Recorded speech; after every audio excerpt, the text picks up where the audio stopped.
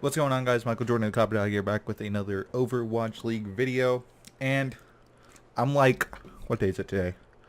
It's freaking Wednesday. I'm like three days late, right? Sunday, no, so it was Monday, Tuesday. Yeah, 3 days late. Yay me. Well, stage playoffs finished. Congrats to the San Francisco Shock. You won. It was a really good game. And today we're going to talk about it. What a weekend. We saw a lot of games. Dude, I don't know what to say. So today I'm going to be covering all the playoff games and stuff because some people couldn't watch them, and I am very smart and I watched them ish. I watched some of them, most of them. I missed the first day, I'm sorry. But I'm going to cover it because I know what happened, and I'm like super smart and knowledgeable and everything Overwatch, you know. You know me being me. Let's get into it. First game, San Francisco Shock versus Shanghai Dragons. San Francisco lost their win map streak, so it's 28. That's still the highest that it's ever been. I don't really care. This Shock game versus Dragons, the last game of the stage, I think. No, it was sold out. It was the second to last game. Dragons were already guaranteed, so it didn't really matter if they won or lost maps, but it was still an extremely close series, so I was not surprised to see them take the control, especially since that was the game mode that they played the closest to Shock. If that makes any sense, it doesn't, because I don't know how to speak English. But then, you know, Shock, they took the rest of the series, so congrats to Shock. We all knew it was going to win. I'm just glad it was closer than what we seemed. Next game, we had the London Spitfire go against the Hangzhou Spark, and wow, dude, Jester played horribly. Like, I was hyping up Jester coming into playoffs, you know, and during this entire stage, he's grown massively. Like, he used to suck at Reinhardt, like he was considered a low one, but he's really started to become a good Reinhardt, and he did not do good this series. London Spitfire, they won the first game map. They won the first map. I think it was like 2-0. Actually, I should check before I say anything, you know, being smart. They won 2-1. I knew that. So they won 2-1, and then they proceeded to not win a single map or a single point after that. They didn't capture anything because they suck, and I predicted Hangzhou Spark to win. I want to make that clear. None of the analysts, for some reason, believed in the Spark. I did, so I should get praise, you know, being the Overwatch League smart man that I am. But then we had the New York Excelsior going against the LA Gladiators, and holy cow, I was definitely wrong about this series. I am an LA Gladiators fan, but dude, New York rolled them. It was basically London Spitfire, or yeah, London Spitfire played like shit as well, but LA Gladiators did not play good at all. Roar looked so horrible, and the team just was just making so many easy fix mistakes that they didn't have during the entire stage. I think since that Boston game, which was their last game, but you know, since the Boston game, they have not looked good. So LA Gladiators, you need to fix your shit. I still love you, but that one hurt. And then finally we had the Dallas Field going up against Vancouver. No surprise it was a 3-0. No one expected anything of Dallas, seeing as they were going against the Vancouver Titans. And then for semifinal matches, again, no shock. We had the Shock 4-0ing the Spark. As much as I hyped up the Spark going in playoffs, saying that they would beat London, I do want to repeat that I did predict the Shock, or I do want to make clear that I did predict Spark to beat Spitfire, which hardly anyone did. I should have bet on it, but you know, they lost to Shock. No one was surprised by that. It was cool to see Violet play Widow on the last attack on Watchpoint Gibraltar. It was just fun to see.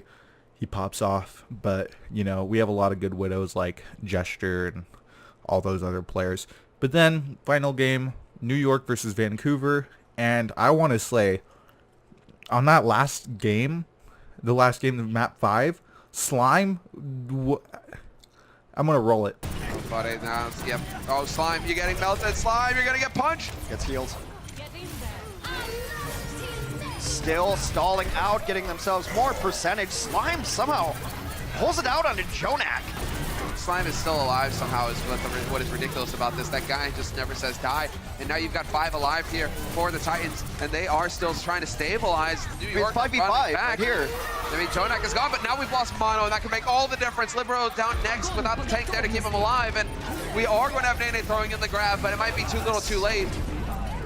I can't believe how Slime had just carried that fight just all the way back. You expect your Lucio to maybe get some percentage and stay alive, ride the walls, but he took down JJoNak early in that fight, stayed alive. Great healing onto him from his teammates because he got very low a couple of times.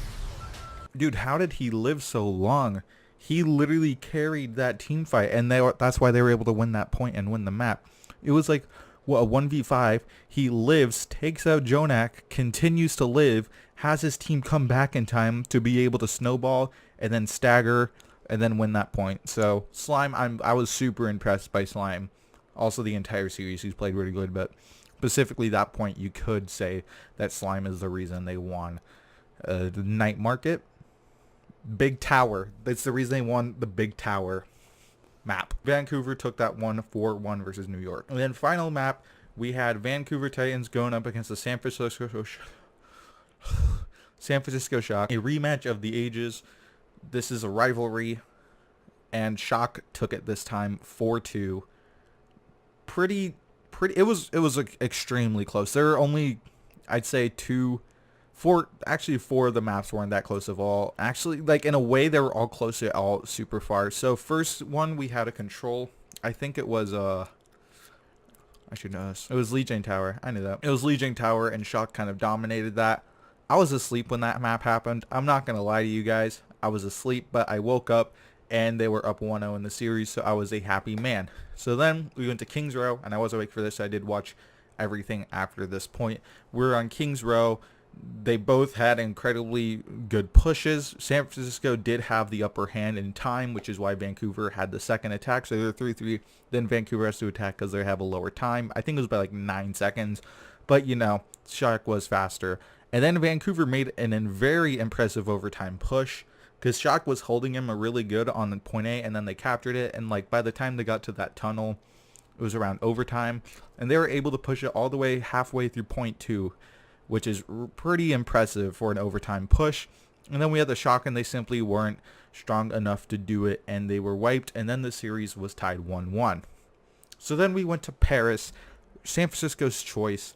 They were undefeated. They held the 2 fastest records of time, and they couldn't even get 50% on the point. That was hard to see. One of the fastest maps played, actually, because Vancouver rolled out with a quad DPS strategy, and the reason why people play quad DPS on maps like Paris or Blizzard World, in the case that we saw Vancouver going against New York, is because they want to capture that point A guaranteed. If you run 4 DPS, you get an EMP barrage, just use Soldier, use all your ults, you're going to be guaranteed, like 90% of the time, 95% of the time, guaranteed to win that fight when you save up all your ults and use. And since Vancouver knew that they had 4 minutes to get like 50%, it was a no question strategy that they did that. And as soon as they rolled out with it, I knew that they were going to win that point, and they did. So they were up in the series 2-1. So then we had the Shock's pick again, which was Watchpoint Gibraltar. They beat Spark pretty convincingly the day before on this. They spawn camp Spark for like 2 minutes, and they spawn camp Titans for like 30 seconds, which, you know, an equivalence is pretty good too.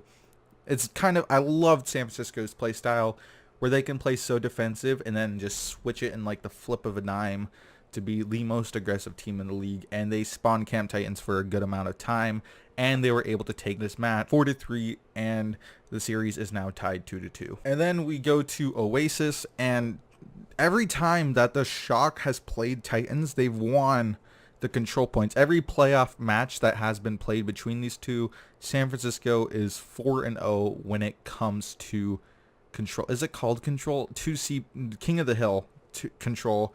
They are 4-0 against the Vancouver Titans.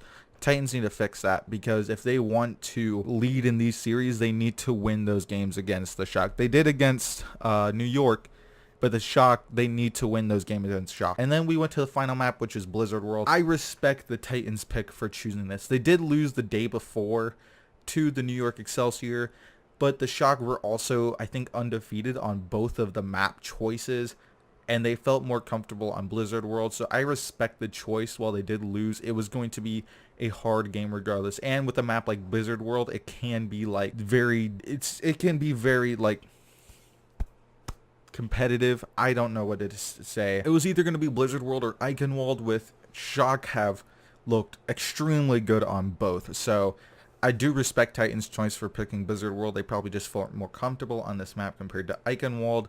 But the Shock looks super impressive as always and took the series 2-1, and with that, the Stage 2 championship. So that is it for the stage playoffs. If you do enjoy Overwatch League content, be sure to subscribe. I'm going to try to upload more. Hopefully I'll have an upload Friday. But I mean, last time I said I'd have an upload Friday, you know, that's where we are right now. But I'll try my best. I'll really try my best. This video is going to be a fun one to make. But that's going to be all for me. Hope you all have an amazing day, and I'll see you next time. Peace.